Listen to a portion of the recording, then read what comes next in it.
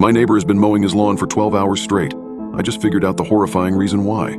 It started at 4:43 a.m. The noise jolted me awake. It sounded like there was a giant truck revving its engine right there in our bedroom. Exhaust fumes wafted in through the open window. It was a bad way to start the day. It was even worse than when I saw the neighbor getting it down with his own sibling. Anyways, that's a story for another day. "What is that?" moaned my wife. We'd both slept poorly, because our daughter had crawled into our bed at 1 a.m. and kept kicking us in the face until we were both half hanging off the bed while she snored away. "Start of the apocalypse," I groaned. "Go back to sleep." "No way can I sleep through that racket," said Vanessa. She rolled out of bed and shut the window. That helped a little, but it still sounded like war out there. She pulled the curtains back and looked through the window. "It's the fucking neighbor, mowing his lawn, before the sun is up. We need to have a heart-to-heart with him. Let him know that's not okay." Keegan, our daughter, woke up crying. "Guess that's that," I muttered, getting out of bed myself. "I'll go talk to him after some coffee." "Bring me some too," said Vanessa. "Papa, bring me some Smarties," said Keegan. No Smarties for breakfast. Banana or toast, but not Smarties." "Fine," huffed Keegan. "Toast, cut into shapes." I sighed. This was really the last thing I wanted to be doing at 4:45 on a Saturday morning. Making coffee and cutting toast into animal shapes instead of drooling in my sleep and dreaming of a gentler world. I went into the kitchen and started the coffee and toast and then looked out the living room window. Sure enough, there was Mr. Limsky mowing his damn lawn in his damn bathrobe, no less. That was another thing that I had no desire to do. Get into it with him about this, or really talk to him about anything ever beyond a friendly wave and a "howdy neighbor." By the time I was awake enough to form a coherent thought, it was almost 6 o'clock and I had consumed 4 cups of coffee. Mr. Limsky was still at it, which was strange because his yard isn't very big at all. It shouldn't take more than a 40-minute mow job, but here it was, an hour and 15 minutes later, and he was still at it. I got semi-dressed and stumbled outside.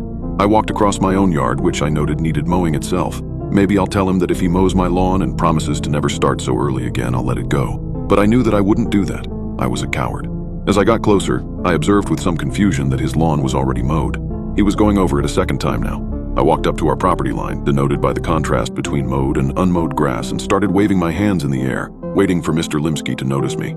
He never did. He just stared straight ahead and kept pushing the mower. "Hey!" I shouted, but it was no good. I could barely hear myself, and so I knew that he wouldn't be able to hear me from across the lawn right behind the lawnmower. God damn it. I walked across his yard until I was right behind him. "Hey!" Nothing. I tapped on his shoulder. Nothing. He just kept pushing the lawnmower onward over the already mowed lawn. I didn't know what to do. "I'll catch him after he finishes, I guess. He's in the zone." I shrugged and was getting ready to turn back to my house when I saw a trickle of what was presumably urine run down his bare leg. Jesus. I went back to my house and opened the door. Vanessa was reading a book to Keegan. She stopped when I came in and looked up. "Well, he couldn't hear me. I'll go over there once he stops. He's got to stop sometime, right? And, I'm a little worried about him, honestly. I saw him, wet himself." "Mr. Limsky peed his pants?" asked Keegan. She started laughing. "Well, that sometimes happens, kiddo," I said. "You used to do that. We do that a lot when we're kids, and then we don't do it for a while, and then when we get older, we sometimes do it again." That gave her something to think about anyway. "Huh," said Vanessa. "There's more," I said. "He's already done with the lawn. He's just going over it a second time. Maybe he missed a few spots?" "Nope, it's perfect. Not a blade of grass higher than any other blade of grass?" Said Vanessa. "That is strange. Do you think he's okay? Should we call somebody?" I shrugged. "Who are we going to call?